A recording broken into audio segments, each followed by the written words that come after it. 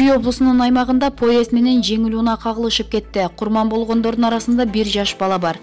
Чүй облусундагы Кызыл Дыйкан айылында бүгүн 31 мартта поезд менен жеңил унаа кагылышып кетти. Алдын ала маалыматтар боюнча 3 адам каза болду. Алардын бири 2018-жылы туулган бала болсо, экинчиси анын атасы. Апасы Москва райондук ооруканада жандандыруу бөлүмүндө. Бул тууралуу Чүй облусу боюнча жол кыймылынын коопсуздугун камсыздоо кызматы билдирди. Honda Accord үлгүсүндөгү унаанын айдоочусу Төө Ашуу тарапка бара жаткан кезде темир жолдон өтүп бара жаткан поезд менен сүзүшүп кеткен.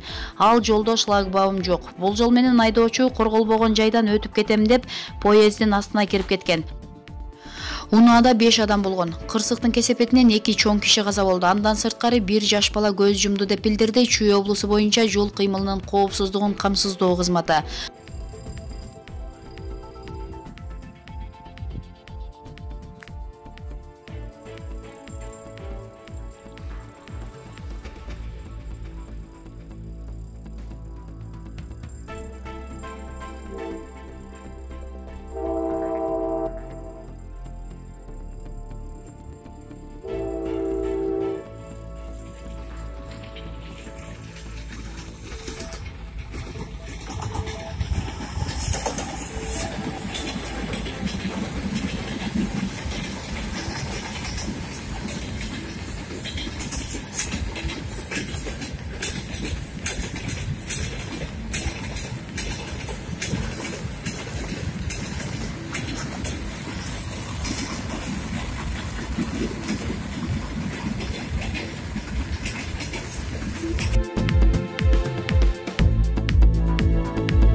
Эки миң жыйырма биринчи жылдан тарта евро биримдиктин аймагында бир жолу колдонула турган желим идиш аяктарды өндүрүүгө жана сатууга тыюу салынат. Тийиштүү мыйзам долбоорун Европарламенттин депутаттары жактырды.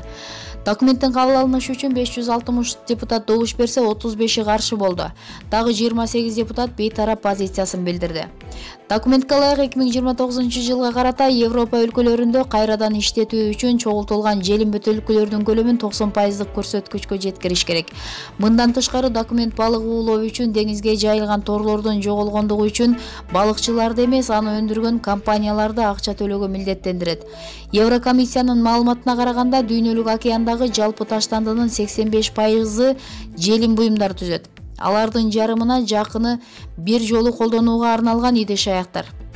Дүйнөдө желим идиштерге алгачкылардан болуп Франция 2016-жылы тыюу салган. Былтыр жазында Еврокомиссия желим тарелкалар менен ашайрыларга тыюу салууну сунуштаган. Буга чейин желим идиштерди колдонуудан АКШнын айрым шаарлары, ошондой эле Starbucks сыяктуу бир топ компаниялар баш тартышкан. Экологтордун маалыматына караганда 2012-жылы дүйнөлүк океанда желим таштандылардын көлөмү болжол менен 165 тоннаны түзгөн. Желимден жасалган буюмдардын бөлүктөрүнөн турган таштандынын жалпы саны 5 триллиондон ашат.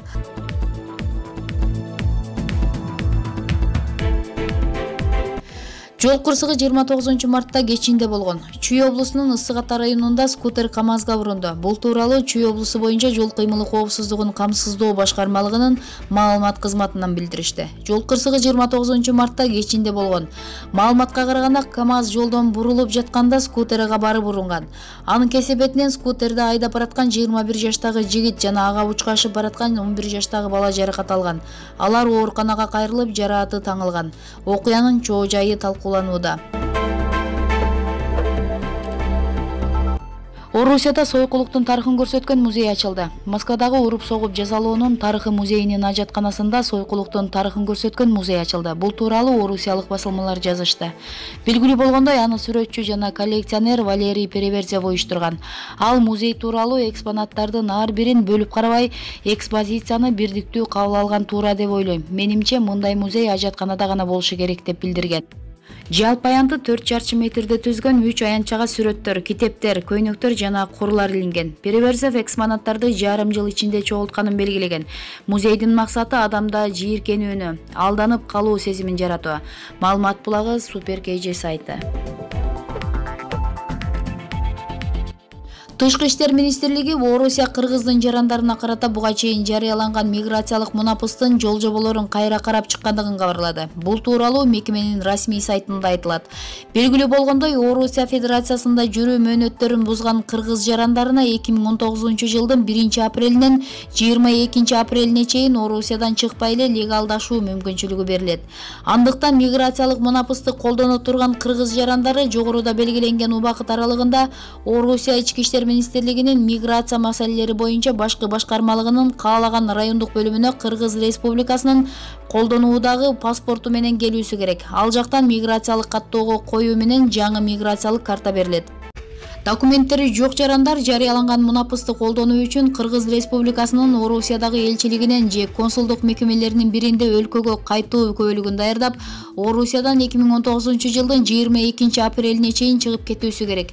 Кайра Кыргыз Республикасынан алган паспорттун негизинде Орусиянын аймагына каалаган убакытта кирүүгө болот деп айтылат маалыматта. Бул миграциялык мунапыс соттун чечиминин негизинде Орусиянын аймагына кирүүгө тыюу салынган кыргыз жарандарына берилбейт. Маалымат булагы Суперкежи. Алгачкы жаңылыктарга бай болду. Ата мекенчилердин 6000 адам менен митингге чыгарын кулактап, апрель айын күткөндөр көп. Аталган митингге Садыр Жапаровдун тарапташтары да катышмакчы. Мен айтып атам, конституция сынды. Элита сынды. Эгер эл сынса, биз кайра турбайбыз. Эгерде менин сөзүм жакпаса, кулагыңарды жаап отургула. Чындыкка эгерде чыдабай атсаңар.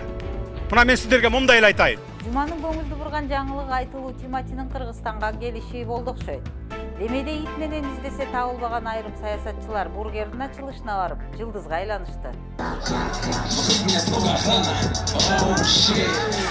Самый грязный заяц. Кидаю деньги в сам.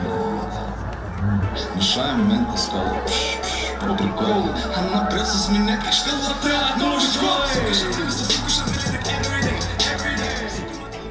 Баарынан дагы Бабановдун айланасы жанданды. Ноорузун алдында көрүшкөнчө деп саламдуу жазган Бабановдун постунан бери тыным жок. Кадимки Камчыбек Ташиев экөөнүн бириккени кызуу талкууга алынууда. Албетте жандооч кийик аттырат эмеспи. Республикачы Руслан Казакбаев сүйүнгөнүнөн сүрдөп жаңылганына карабай катуу жактады. Шайлоо болду, президенттик шайлоо. Биз өзүбүз толугу менен катыштык, 33% алдык. Тилекке каршы жеңилдик. Ал өзүнүн куттуктоолорун айтты, сыртка качып кетти, качып кетти дебедимби? Сыртка чыгып кетти. Саясий иш ачылды, саясий иш. Андан кийин калганын 1,5 жылдын ичинде эмнелер болгонун, эмне болуп жатканын өзүңүздөр билесиздер. Ал эми Мирлан Жээнчороев Өмүрбек Бабановдун жашырынбай келерин жар салып, жакшы тилегин айтты. Жакынкы убакта чечимин кабыл алды, келет Кыргызстанга адилеттүү сотко, адилеттүү тергөөгө толук ишеним менен келет. Анткени ишенеби? Биз азыркы сотко ишенеп атабыз. Артып келатат. Бирок негизсиз болгон тергөөлөр ошого карабай эле өздөрү токтотпой чыгышты азыр. Негизи жок. Айтор Бабановдун айланасы жанданып, алдыда саясий чоң окуянын болушу күтүлүп жаткандай. УКМК укуктук баа берилет дегени менен коррупцияны сенден баштайм деп бир кезде муштумун түйгөн Сооронбай Жээнбеков дагы жумшарып бара жаткандай. Коррупция менен мен таза менен мен күрөшөм. Сенен баштайм биринчи. Эмне айып этесиңер? Өзүмөн баштайм. Сот менен чечкен миллиардтарды ошонун баарын кайтартырам кийин. Мына мени баштадыңбы? Мен да кайтам мынакей. Кандай десек дагы Бабанов Кыргыздын бир баласы. Балким айланасы айткандай ири инвестиция менен келип, элдин жашоосун жакшыртууга салымын кошоор. Эмне болсо дагы илгери үмүт менен деп туралы.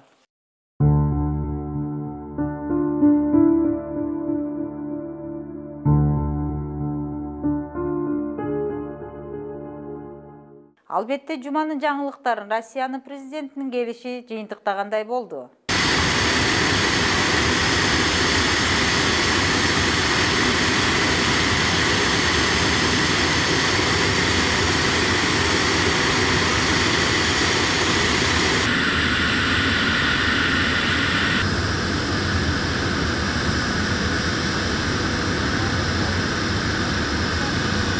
Бир топ келишимдерге кол коюлуп, бул жолу 30 миллион доллар менен келген Россиянын президенти боло жүргөндөй эле сыйырматка бөлөндү.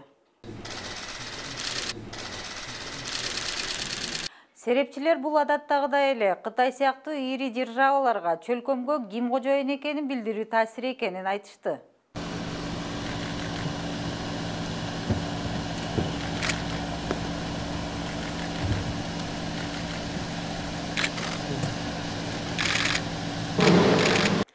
Эми мында эл аралык иш-чара кокустугу жок өтмөк беле. Баанырдеги катасы байкалып калган билим берүү жана илим министр Гүлмира Кудайбердиева эки тамгадан эмне мынча маселе жаратасыңар деп чалкасынан кетти. Аябай эле чоң, аябай мындай билим берүү системасына аябай чоң маанилүү иш-чара болду. Анан бир топ аябай маанилүү долбоорлор, ар кандай программалар, ар кандай маселелер талкуу болду. Анан ушунун ичинен эми ошол эле бир эки тамга боюнча бир маселени көтөргөнү бул мен ойлойм туура эмес болду да. Мамлекеттик маанилүү иш-чара. Эми кандай десек дагы эки тараптуу мамиле жакшы. Элдин жашоосуна таасири тийсе андан бетер жакшы.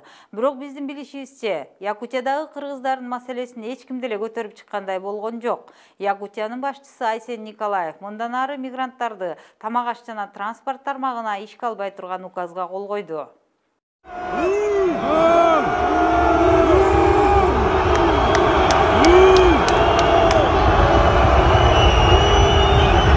Ал эми жогорку кеңеш айылчылап кеткен өкмөт башчысынын айынан чек ара маселесин аркы жумада карамай болгон. Ага чейин